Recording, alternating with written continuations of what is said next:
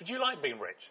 Well, I like being able to help others. I like being able to fulfill my dreams, and it takes money to do.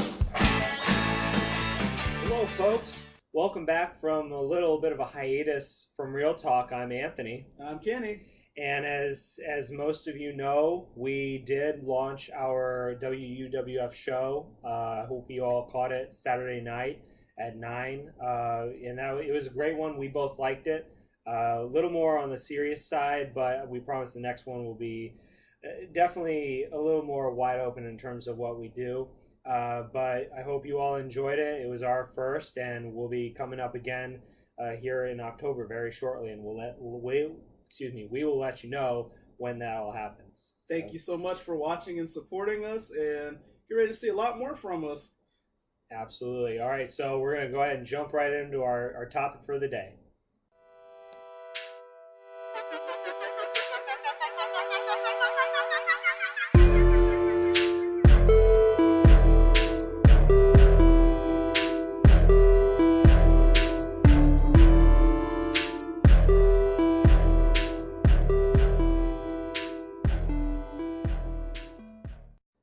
Well, Anthony, it's that time. Anthony, we talked about this. Yes, we talked about this, and I don't like that we have to talk about this. Anthony's upset because it's time to talk about his least favorite topic and one of my personal favorites, the 2016 presidential election. It's finally the time where we promised we will talk about Donald Trump and Hillary Clinton, the Democratic and Republican presidential nominees. They just wrapped up their first debate last week, and they'll be debating again by the time this episode airs. And we're going to talk about just the state of the election right now, post-debate. Okay. So, Anthony, did you get a chance to watch the debate? I did watch the debate with a diverse group of people. Okay. And I will say that. And we understand that America views both of them as not ideal, let's say. Yeah. And when you're watching the debates, we do encourage you all to really just put all that outside nonsense aside and listen to what they are saying. And that's all we ask. Because the problem when you're listening with either very strong-minded, maybe stubborn individuals, and this, of course, applies to actually more off-site campuses, not really us, but but if you are encountered with that situation where, let's say, someone is extremely anti-Hillary and, let's say, for example, talks when Hillary is speaking. Mm-hmm. Kenny, I don't know about you, but does that not defeat the purpose of disliking that candidate if you are being ignorant? Yeah. And I think I've seen it now, and I've seen it especially in that first debate, that a lot of people are just ignorant towards one side or the other, and that's not how the debates are supposed to be run. You have to, as an American citizen, put all these preconceived notions aside and then find out what you believe in. And if you don't agree with either of them, yes, there are other candidates, the Gary Johnsons, the Jill Steins, and insert write-in candidate here. There are other candidates that you could vote for, but these two are profiled. And if you don't agree with either one of them are saying, you don't have to vote for either of them. That is part of the American process. It's a democracy. You vote for who you want. And if you don't want Hillary or Trump, then you don't vote for Hillary or Trump. I really don't know why people make a big deal outside of that, but that's why I don't like talking about the topic, but you can. So, my thoughts on the debate. I thought it was a very, it went about as well as you would think it would go with those two people being in that position. It was not a disaster as many people predicted. If you look at it objectively, they both had relatively strong debate performances. Of course, Trump's strengths were what Hillary might have lacked in, and Hillary's strengths might have been what Trump lacked in. And I think we're going to definitely see how they come back in this next debate, see what kind of advice they got. I know Donald Trump was a little angry when people said that he lost the debate. And also a lot of the news outlets were kind of saying that Hillary won. And the general consensus was that they both had a pretty okay night, minus the last few minutes of the debate where Mhm. a certain Miss America contestant came up, but we won't go into that. Well, yeah, that's kind of crazy. But overall, I would agree with Anthony. You know, the purpose of the debates are to get to see both candidates side by side. And if you're not listening to one candidate and you're only listening to the one that you like, it kind of defeats the purpose of having a debate, because then at that point, you might as well just pull up a YouTube video of one of the rallies and listen to them talk about the things that you already agree with.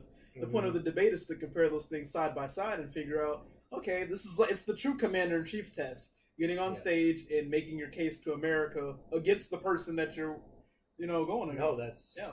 that's 100% right, and I am eager to see how things change or don't change for this next one. And I'm not qualified to talk about the topic, but I just don't like talking about the topic as a whole.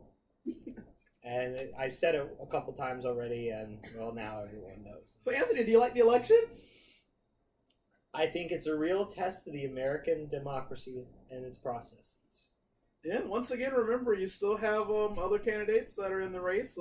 If Gary Johnson can get 8% more, I think he can get up on stage. Be quite a haul, in the last 4 weeks of the election. But I've seen miracles happen. I think he's got a shot. I'd like to see it. If maybe instead of the American debate commission or whoever is in charge of that, I know there's like a whole big acronym for it, but Absolutely. whoever that debate commission is, if they would maybe if they had a debate that was outside of them, or maybe if a CNN or somebody hosted their own debate, or like a town hall where we got to see the third party candidates on stage with Donald Trump and Hillary Clinton, I think that would be pretty interesting. But I don't think we've gotten that far as No. maybe in the next 4 years. It's amazing to think this happens every 4 years, Yes, right? that's something of this magnitude happens 4 years, and it's one of those years. It is one of those years, and a hashtag Good Luck America, but again, process is the process, and we're not going to change that. But we do encourage you to again put all preconceived notions aside and just listen to what they have to say. Be objective. Be objective. Yeah, Yes. see, that's a good place to close it right there. I mean, there's nothing else you can do except be objective this election season. I know it seems like this is the first election in history where any of this is happening, but I promise you, millennials that are just paying attention to politics for the first time, this is not the first time that America has felt like they don't have many options. If you can recall way back in Teddy Roosevelt's day, he ran as a progressive, pretty much the libertarian of today, and he actually got like 20 to 30% of the vote. Of course, it split the vote, and then I think Taft got in office after that. But he tried. That's all that matters. and that is a great place to end it right there.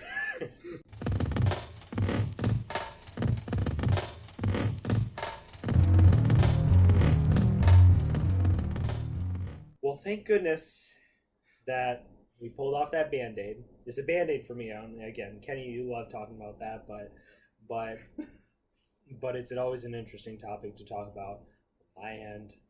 But this is real talk, and we're going to encourage you all to go out and check and see what's going on. And I think everything that we have essentially preached and said through this webcam here should be coming to light now. Is that again, there are all these media sources that will feed you these lines of baloney.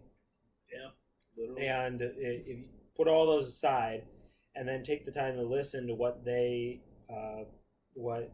candidate, whether they were on that stage or not, see what they have to say, and if you agree with it, then you're voting for them, I guess, if you have the opportunity to. If not, then there are other people you could vote for. So, well, anything else to add?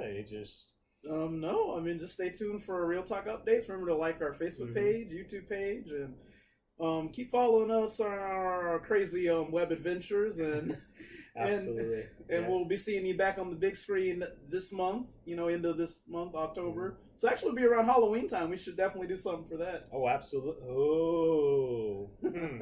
Well, we're going to be off to brainstorm right now. But until then, I'm Kenny. And I'm Anthony. And folks, it's been real.